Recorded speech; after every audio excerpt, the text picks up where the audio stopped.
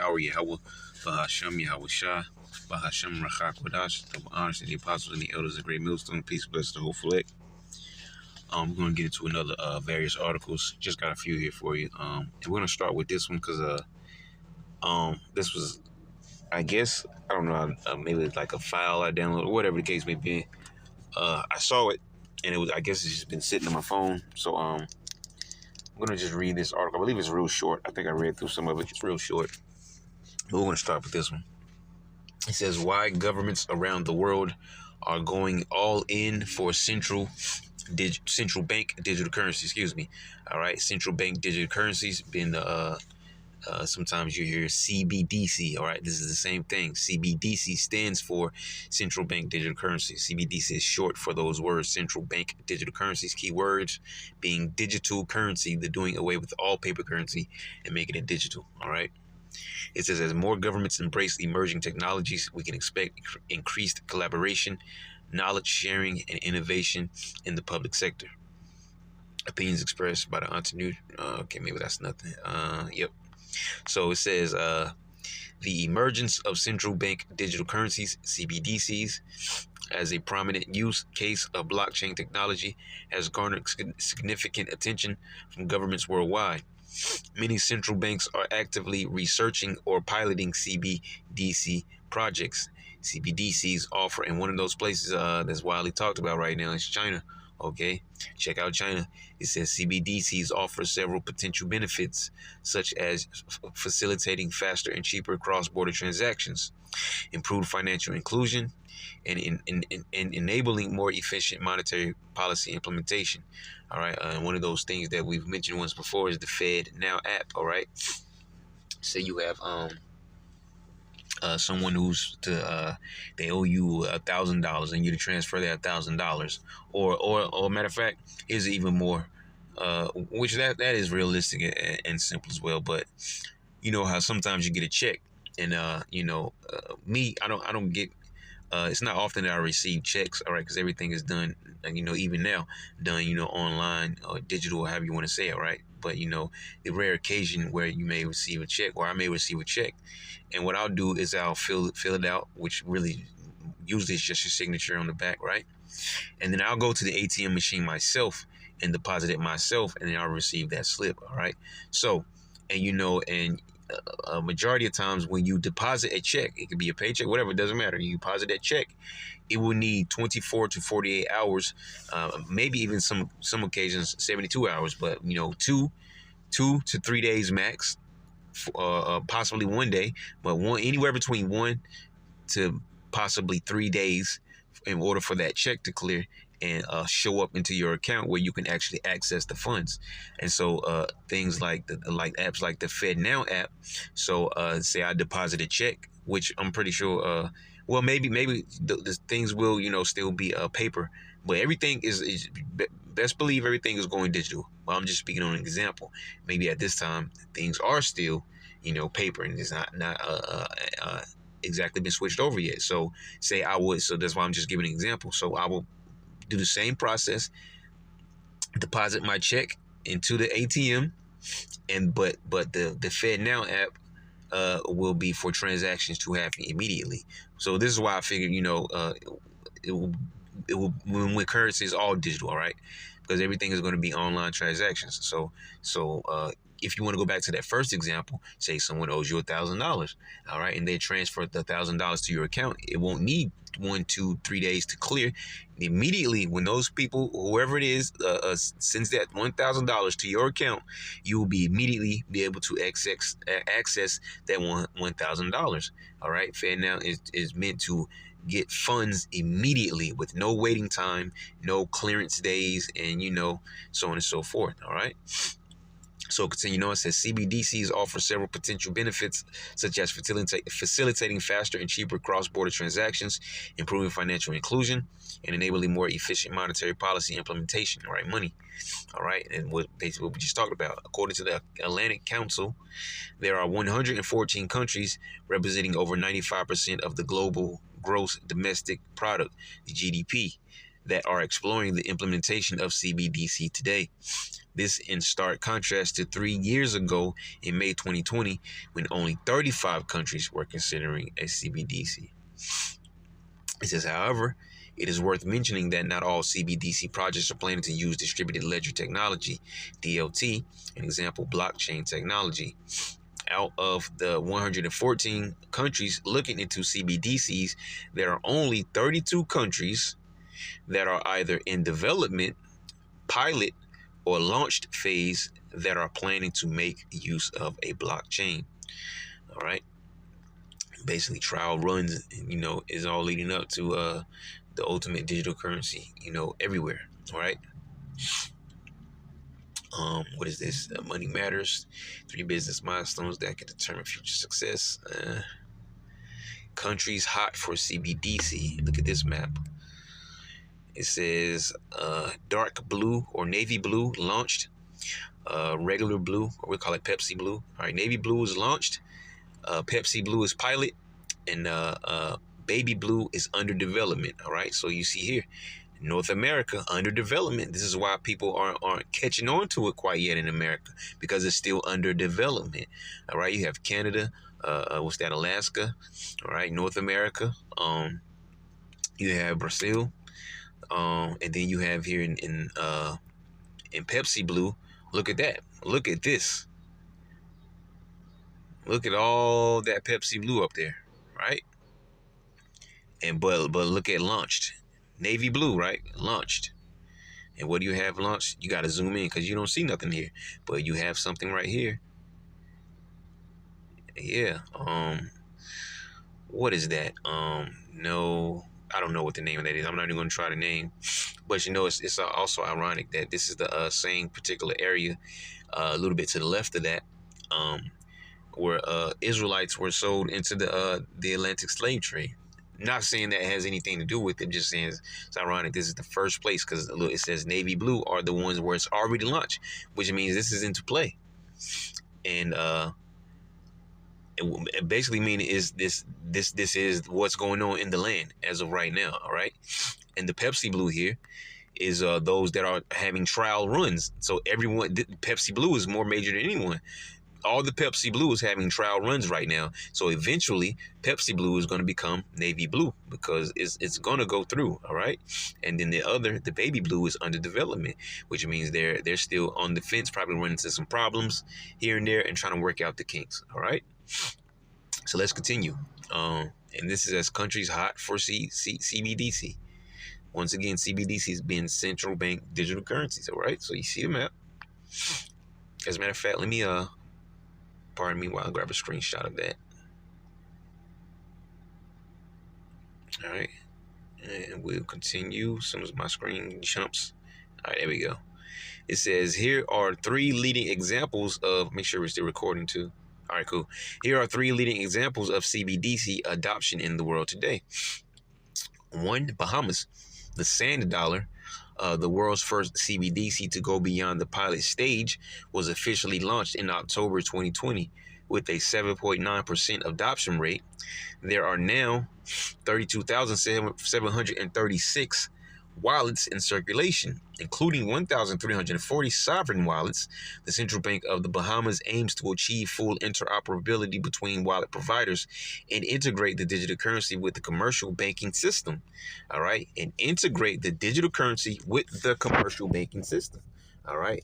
And making all paper currency disappear and having all.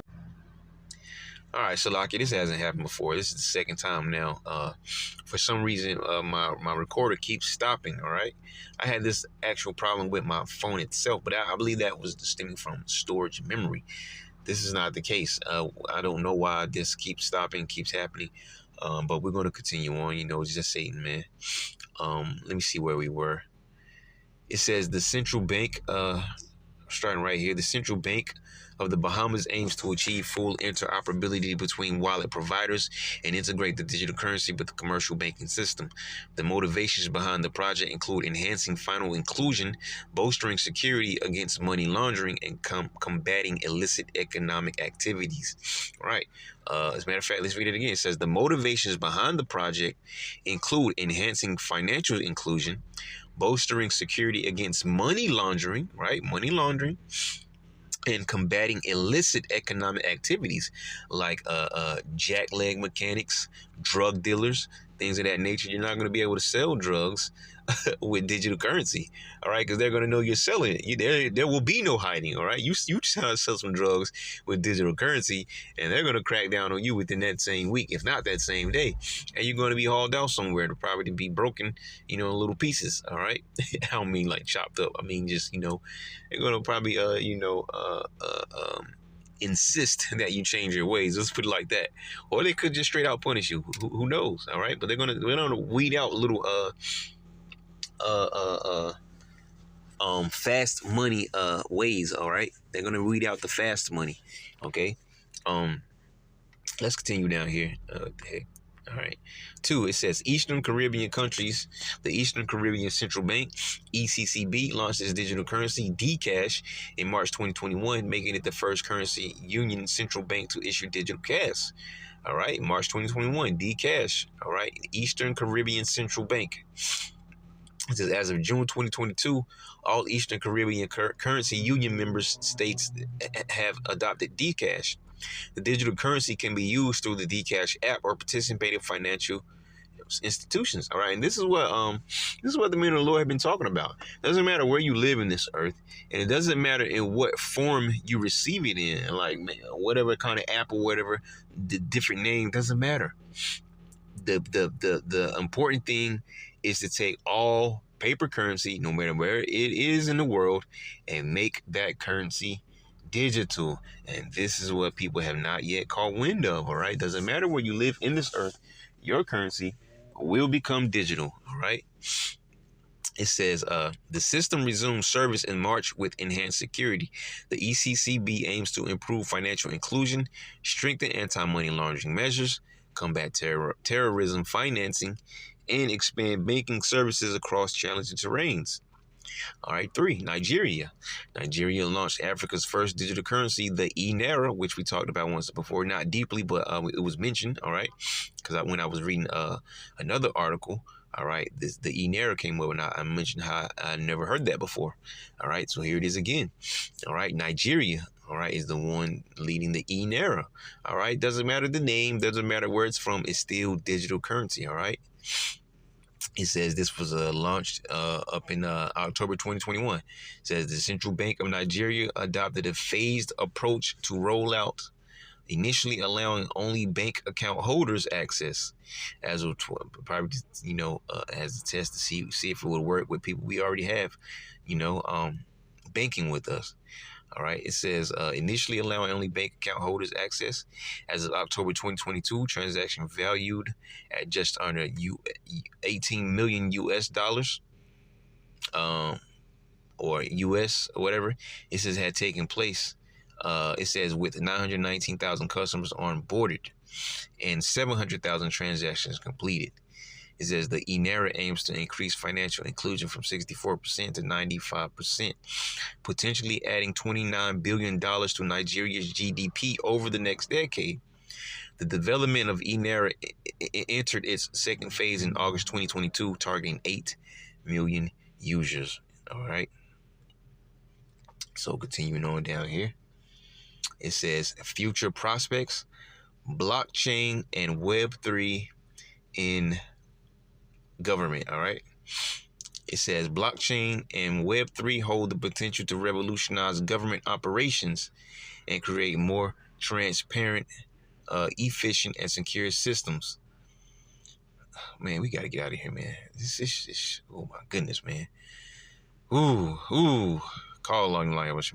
I'm so glad he destroyed this place. I'm sorry, just looking at what I see right now. My goodness, man, we got to get out of here. Blockchain and Web3 hold the potential to revolutionize government operations and create more transparent, efficient, and secure systems. Governments worldwide are in various stages of blockchain technology and Web3 adoption. While some countries have already implemented successful pilot projects, others are in the research and development phase, which is that chart that we just saw above, okay? It is crucial for governments to collaborate and learn from each other's experiences to overcome the challenges associated with implementing these emerging technologies as they actively explore and implement these technologies in various sectors, such as land registry, digital identity, one of the most widely talked about right now. All right, it says land registry, digital identity, voting systems, supply chain management, and CBDCs. While there are still challenges to be addressed, such as regulatory issues, security and privacy concerns, and integration with legacy systems, the potential benefits of these technologies are substantial. It is evident that governments around the world will continue to invest in research and development. All right, R&D is what they call it, research and development, and pilot projects to harness the power of blockchain and Web3. As more governments embrace these technologies, we can expect increased collaboration, knowledge sharing, and innovation in the public sector. Ultimately, the widespread adoption of blockchain and Web3 technologies could lead to a more transparent, accountable, and efficient government that better serves its citizens in the digital area. All right. Dive deeper to the future. Blah blah blah. Read our full report opportunities Web3 by clicking here. And we're not going to do that right now. All right, so that is the end of that particular article. This came from Entrepreneur Middle East. It says white governments around the world are going all in for central bank digital currencies. All right, on to our next article. All right, this one was not part of my articles, but I'm just gonna grab a little bit of this. Not gonna read all of it. It says Saudi Crown Prince meets Iran's foreign minister as relations stall. It says Dubai, August 18th. This is from Reuters. It says Saudi Arabian Crown Prince Mohammed bin Salman met Iran's foreign minister Hussein Amirabdollahian on Friday in the highest level talk since the countries reconciled in March after years of bitter rivalry that established the region. And I believe we brought out an article dealing with this as well when it was first going down, right? There was an article that we brought out about this, right, through Spirit. It says, after the meeting, Iran's semi-official news agency Tasnim reported Abdullahian as saying the de facto Saudi ruler had accepted his invitation to visit Iran. The Saudi Crown Prince has pushed to reorient Saudi foreign policy in recent years amid troubles in its historically close relationship with the United States. Let me see. Let's jump down here. See what else is down here. Got some photographs of these guys. It's pulling up too slow. It says rivalry between Iran's revolutionary Shiite Muslim leaders and Saudi Arabian Sunni ruling family dominated the Middle East for years as they competed for influence in Iraq, Syria, Lebanon, Yemen, and Bahrain amid a wave of sectarian bloodshed. However, China brokered a rapprochement in March, leading to a resumption of full diplomatic relations, which Saudi Arabia had broken off in 2016 when protesters attacked its Tehran embassy over Riyadh's execution of a prominent Shiite cleric. Yeah, we wanted to grab it real quick, see what was in here. Saudi Arabia had meanwhile lost confidence in U.S. commitment to shared regional security concerns and wanted to bolster ties with China, which has retained good relations with Iran. This month, it succeeded in getting China to attend a diplomatic meeting on Ukraine that Beijing had earlier avoided. Prince Faisal also spoke by phone with U.S. Secretary General Antony Blinken, with the pair discussing more coordination to boost security and stability in the Middle East region, Saudi state media reported on Friday. All right, it doesn't matter how, what they do. The more arguing, the more closer we move to World War III, and the more peace talks, the more it shows that these people are not in control, because World War III is going to happen. Let's grab this video real quick. Okay, loading ad, of course, the ad, and then it's taking long enough to load itself. We'll see if we're not wasting too much time here.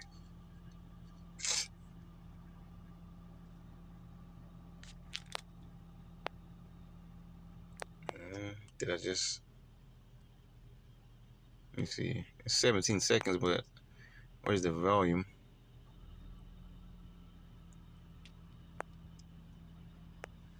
All right, so I guess we're not gonna get this clip because the volume is all screwed up. So with that, we're just gonna move on to the next article. All right, this would be another quick one. I actually thought I paused it there, but I guess not. But anyways, it says South African rand gains ahead of CPI BRICS summit next week. It says Johannesburg. All right, August 18th, the South African rand strengthened on Friday ahead of monthly inflation data and a BRICS summit of emerging economies in Johannesburg next week. At 15:16 GMT, the rand traded at 18.9350 against the dollar, about 0.8% stronger than its Thursday close. However, the rand is down roughly 6% this month, with Rand Merchant Bank and analysts saying local markets were almost a passenger at the moment, with global factors holding sway. The rand fell earlier in the week on mounting concerns over economic growth in its biggest trading partner, China. Investors will be closely watching South Africa's July inflation figures due on Wednesday for clues on the health of the local economy.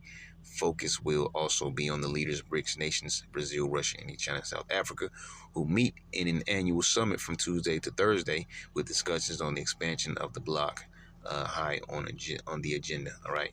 I don't understand what's up with these videos right now today. They're playing. Let me see if this one has sound because I didn't play it. All right. Central banks will switch to easing.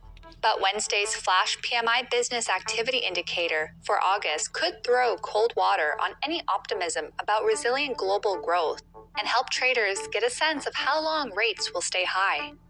European figures could provide a bigger signal on whether the ECB will hike again in September, and if the Bank of England will opt for a bigger rate increase.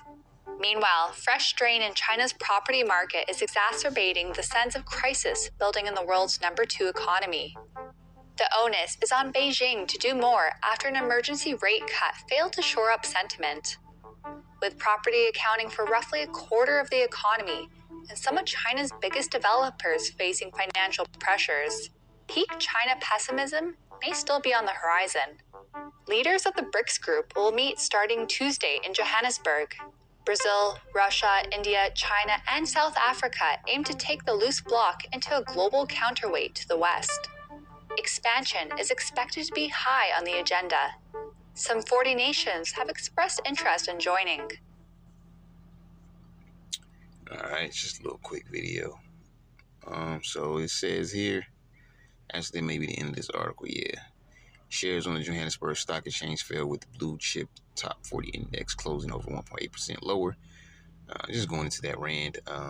Just a little quick article. Let's move on.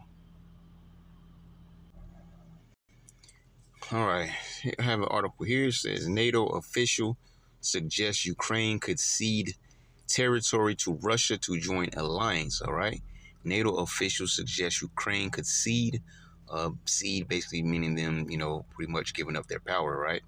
All right, could cede territory to Russia to join alliance. All right, so it says here the comments were made by Stan Jensen, whatever, Chief of Staff for NATO Secretary General Jens Stoltenberg. A NATO official has suggested Ukraine could cede some territory to Russia in exchange for joining the Western Military Alliance. The comments were made on Tuesday by Jensen, Chief of Staff for NATO Secretary General Jens Stoltenberg, and reported by the Norwegian newspaper VG. I think that a solution could be for Ukraine to give up territory and get NATO membership in return. All right, he says, I think that a solution could be for Ukraine to give up territory and get NATO membership in return. It says, he said, adding that it should be up to Ukraine when and on what terms to negotiate. Doesn't sound like a negotiation. It actually sounds like a lose-lose for them. I guess NATO membership is the only thing they're so-called winning, but, even that's going to come to an end. But anyways, it says Jensen said the issue of Ukraine's status after the war is being discussed within the alliance, and that some countries have raised the possibility of Kyiv ceding some territory. The comments can't come as the Ukrainian counteroffensive is stalling, and Western officials are admitting it's very unlikely to succeed. All right, so it says the comments mark the first time that a high-level NATO official suggested Ukraine might have to cede territory to Russia. All right, once again, cede pretty much meaning giving up their power. All right. The comments mark the first time that a high-level NATO official suggested Ukraine might have to cede territory to Russia. The U.S. and NATO have backed Ukraine's demand for peace, which include Russia withdrawing from all the territory it has captured since invading, as well as giving up Crimea, which has been Russian-controlled since 2014. And that's just not going to happen, man. I mean, everything is going to continue escalating the way it is. It won't come to no peace talks. I mean, picture Putin giving back territory he's conquered, all right? You know what I'm saying? Just it's like, say, he conquered Ukraine, and then he's going to give Ukraine back. Well, that defeats the whole purpose of him going after Ukraine in the first place. All right, feeling like this belongs to Russia and that. You know what I'm saying? Just anyways, let's continue. It says Jensen's suggestion drew a sharp rebuke from Ukraine. Trading territory for a NATO umbrella, you see? It is ridiculous. You see that? Like I said, lose-lose situation, man. It says Mikhailo Podolyak, an aide to Ukrainian President Vladimir Zelensky, wrote on X. That means deliberately choosing which I believe Eliyahu Shawamba or someone went into that. I saw a video not too long ago where I forgot where they said change their name to X, if this is the same thing. But anyways, I think it was Twitter or something like that, changed the name to X or something like that. Anyways, it says Vladimir Zelensky wrote on X, that means deliberately choosing the defeat of democracy, encouraging a global criminal, preserving the Russian regime, destroying international law, and passing the war on to other generations. There won't be other generations. This is the last generation of the world as we know it. All right. The new generation will be just that. It's going to be, everything's going to be new. All right. Because there's going to be the kingdom of our Lord established. All right. The kingdom of heaven. All right. This is the last rulership of any other nation on this earth. When I say other, I'm talking about the 17 heathen nations. All right. The nation of Israel would be that next people on top. All right. It says, Podolyak said the war could only end if Russian President Vladimir Putin is defeated. Obviously, if Putin does not suffer a crushing defeat, the political regime in Russia does not change, and war criminals are not punished. The war will definitely return with Russia's appetite for more, he said. That's right. And Putin's not going to be defeated. Putin's the bear, all right? That cold-hearted Russian who's going to play a major part in prophecy to take down America, all right? That great whore that sitteth upon many waters, all right? Which is what I'm speaking on, America as in Babylon the Great, okay? Mr. Babylon the Great, the mother of all harlots, spoken of in Revelation chapter 17, verse 5, okay? So it says Russia would likely not go for any post-war settlement that involves Ukraine joining NATO as long as it can keep fueling the war, since one of its main motives for invading was Kyiv's alignment with NATO. There we go. It's sort of like what I just spoke on, all right? So case in point, Russia would likely not go for any post-war settlements that involves Ukraine joining NATO as long as it can keep fueling the war, since one of its main motives for invading was Kyiv's alignment with NATO, all right? So that was NATO officials suggest Ukraine could cede territory to Russia to join alliance. All right, big if, big toss up, all right? I don't know exactly what's in this article, but I was curious, so we're going to grab it, which it was on my list, but, I just want to see what it's about. It says, on this day in 1971, all right, big date, right? Nixon temporarily detonates a monetary bomb, suspends the gold standard, and turns the dollar into funny money. You can't tell me that the government is not listening to the men of the Lord, man. because I myself have used the term funny money, right, multiple times, and here it is popping up in the article, man.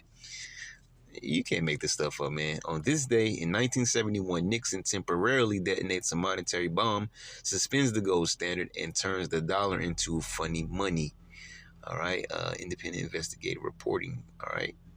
So it says on Friday, August 13, 1971, President Richard Nixon ventured to Camp David for a clandestine policy meeting with the chairman of the Federal Reserve, his Treasury Secretary, and several additional top White House officials. Nixon and his cohorts agreed that the Bretton Woods system, which guaranteed a fixed exchange rate for dollar to gold convertibility, was harming the value of the dollar, and they planned to blow the whole thing to smithereens. Then on Sunday evening, August 15, 1971, President Richard Nixon delivered the consequential address to the nation. He declared, emphasis added in bold, the third indispensable element in building the new prosperity is closely related to creating new jobs and halting inflation. We must protect the position of the American dollar as a pillar of monetary stability around the world. And I wonder why. It says, in the past 7 years, there has been an average of one international monetary crisis every year. I have directed Secretary Connolly to suspend temporarily the convertibility of the dollar into gold or other reserve assets, except it amounts at conditions determined to be in the interest of monetary stability and in the best interest of the United States. Now, what is this action, which is very technical? What does it mean for you? Let me lay to rest the bugaboo of what is called devaluation. If you want to buy a foreign car or take a trip abroad, market conditions may cause your dollar to buy slightly less. But if you are among the overwhelming majority of Americans who buy American-made products in America, your dollar will be worth just as much tomorrow as it is today. All right, meaning money keeps its value here in America, and it has lesser value abroad. Okay, it says the effect of this action, in other words, will be to stabilize the dollar. Nixon and his advisors were central planners through and through, and they did not predict or care for the unequal wealth distribution that would occur as a result of turning the dollar into a full-blown fiat currency. Unsurprisingly, they failed to fix the American economy through their top-down firebomb against the gold standard. It says, I encourage you to go to whatever that says. I see exactly what it says. WTF happened in 1971.com. And we know what WTF stands for. I encourage you to go to WTF happened in 1971.com and then familiarize yourself with the devastating financial ramifications of Nixon administration policy, in which a misguided protectionist gambit turned good money into bad money. Second only to the installation of the Federal Reserve System, the dollar's departure from gold imposed countless negative economic and societal consequences for the vast majority of Americans. Here's a couple charts from the aforementioned website to drive the point home, and I want to check it out, but we're not going to go there right now, just for sake of time. Try to make this short because we just went into 3 different sessions. One of those sessions got me a strike on my channel, session 3, which I edited and reposted if anyone's interested in watching that on this channel, which I guess you have to know that I'm here in the first place, which is Do Without Youth. It says income gains widely shared in early post-war decades, but not since then. All right, real family income between 1947 and 2016 as a percentage of 1973. Okay. There's another chart here. Real GDP, real wages, and trade policies in the U.S. 1947 to 2014. Index 19. Okay, that's nothing. All right, so let's grab this video real quick. Hopefully it's not long. Good evening. Addressed the nation a number of times over the past 2 years on the problems of ending a war. Because of the progress we have made toward achieving that goal, this Sunday evening is an appropriate time for us to turn our attention to the challenges of peace.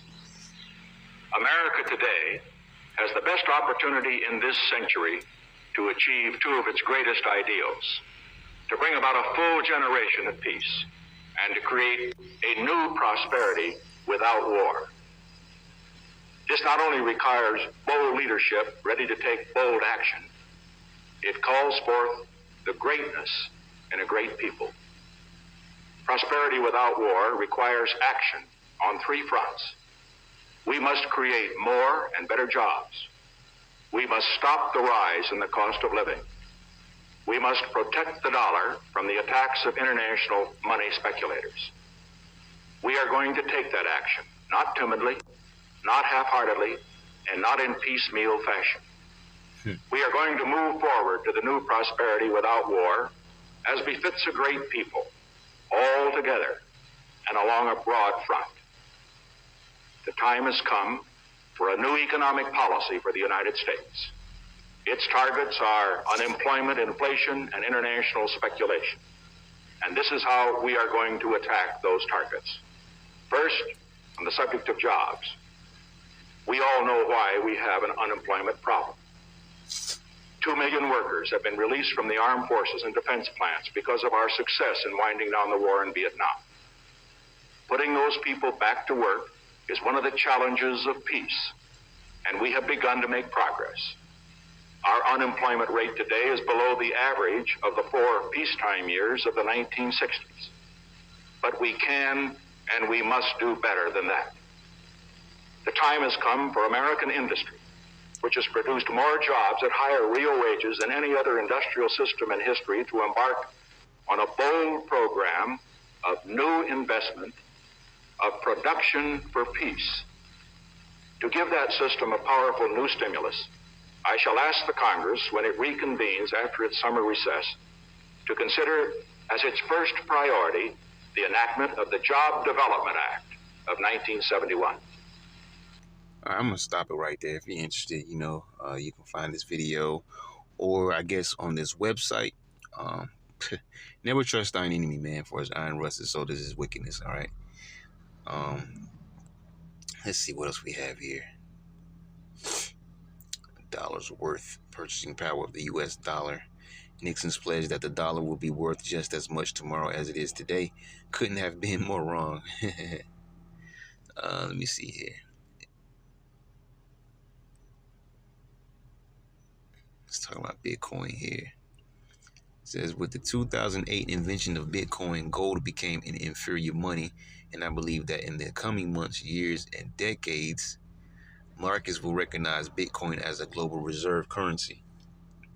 It says the long timeline of monetary history shows us there is no room for a second best money when a superior currency exists. All right. So it says the dollar isn't coming back. It says, in short, Nixon created a lot of chaos when in 1971, he and his cohorts detonated a monetary bomb that is still being felt today. The dollar went from good money to bad money, and although it is the king of fiat, its purchasing power will continue to decline over time. Yeah, because they're looking for it for that digital currency. All right, so that was the end of the article. Anyways. All right, so we'll leave that one there. That was on this day in 1971. Nixon temporarily detonates a monetary bomb, suspends the gold standard, and turns that dollar into funny money. All right, moving on. All right, this will be our last article. Like I said, not a very deep, very heavy session, but, just a few various articles. It says, United Nations climate chief conducts doomsday interview revealing that globalist leaders must become ringmasters in pushing green agenda. All right, source Patricia Harity, the Exposed blog. It says, United Nations climate chief conducts doomsday interview revealing that globalist leaders must become ringmasters in pushing green agenda. Said the top climate scientist at the United Nations is convinced that the only way to forcefully transition the world economy away from earth-based fossil fuels and straight into the green abyss is for world leaders to step up as ring masters or ring mistresses to whip the people into shape. And that sounds like a major circus, ish show. To whip the people into shape.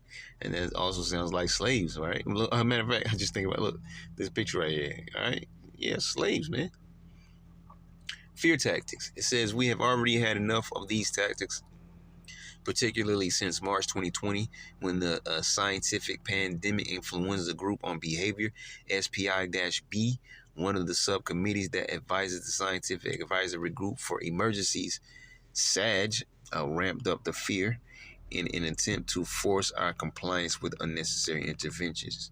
It says Gavin Morgan, a psychologist on the team, said, clearly using fear as a means of control is not ethical. Using fear smacks of totalitarianism, with another admitting that the way they use the mind control fear tactic is both dystopian and unethical. You could call psychology mind control, they said. That's what we do. Clearly, we try and go about it in a positive way, but it has been used nefariously in the past. It certainly has, yet, despite knowing the mind control method was totalitarian, the advisors to the government did not learn from history. Neither has a new chairman of the Intergovernmental Panel on Climate Change, as reported by Ethan Huff from Overland News in the article below. United Nations climate chief conducts the doomsday interview, revealing that globalist leaders must become ringmasters in pushing green agenda. All right, Professor Jim Skia, who was recently installed as chairman of the Intergovernmental Panel on Climate Change, the IPCC, the UN's top global warming body, maintains that political leaders need to treat the people they supposedly represent as a literal circus act, which is what ringmasters and ringmistresses do. To truly fix the climate, Skia believes that a society-wide effort is critical, but political leaders have a particular responsibility because they set the tone for it all. He says they are the kind of ringmasters or ringmistresses that try to coordinate the different actions.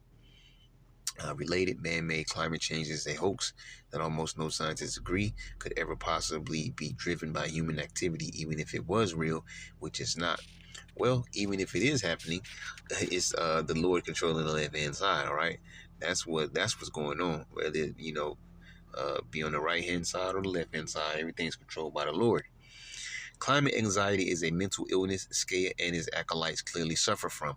What Skia expects from everyday folks in response to their political leaders putting on this circus act is absolute obedience in the form of full-fledged, unquestioning support for anything and everything green. Keep voting is the key issue, which your votes don't matter, as Skia stated, further noting that some citizens have already been radicalized as necessary to further the agenda.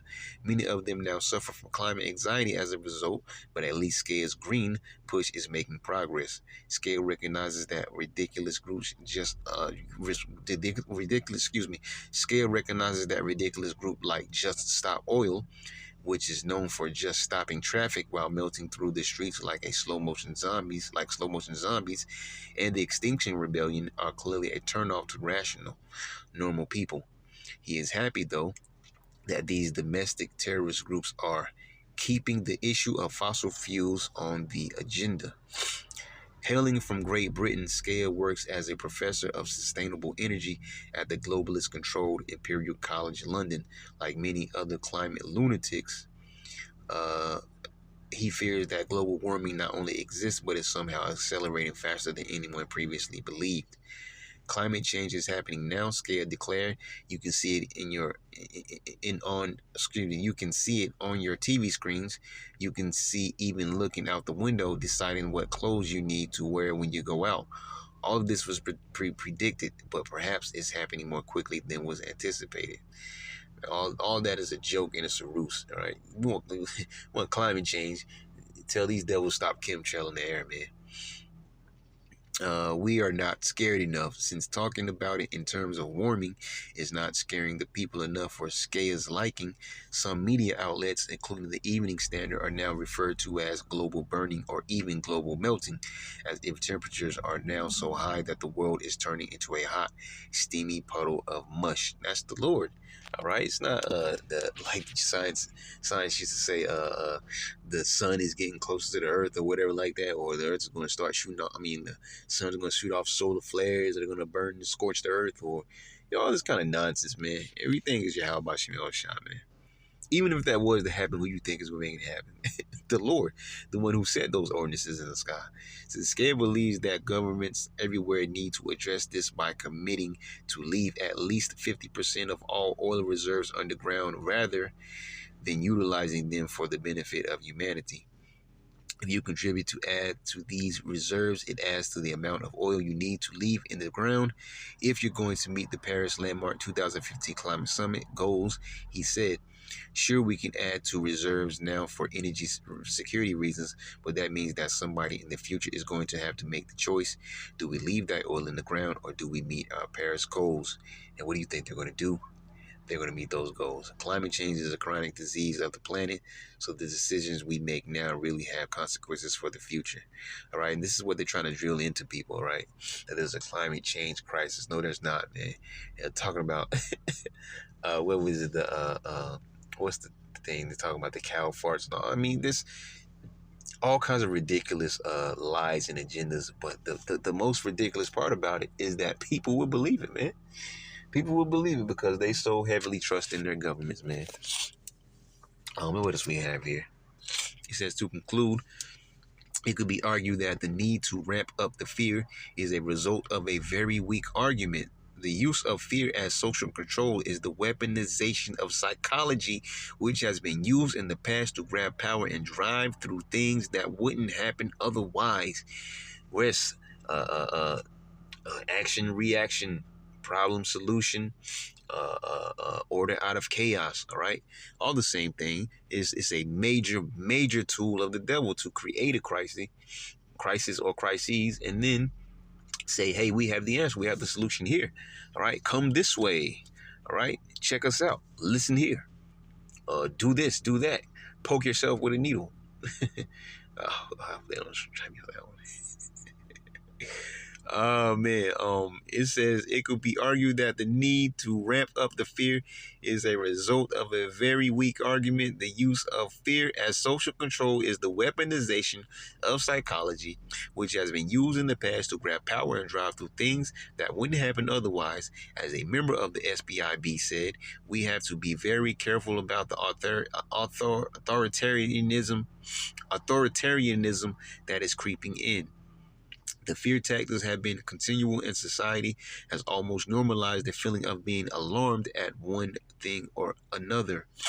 However, we should be wise to the tactics of the United Nations and Professor Scare, who really should have already lost validity and trust within his new role due to his desire to use the unethical methods to force people into thinking a certain way. The people have had enough. You can help power. You can help. Okay, that's nothing. All right, so that's the last article here. It says the United Nations climate chief conducts doomsday interview revealing that globalist leaders must become ringmasters in pushing green agenda. And there is no green agenda.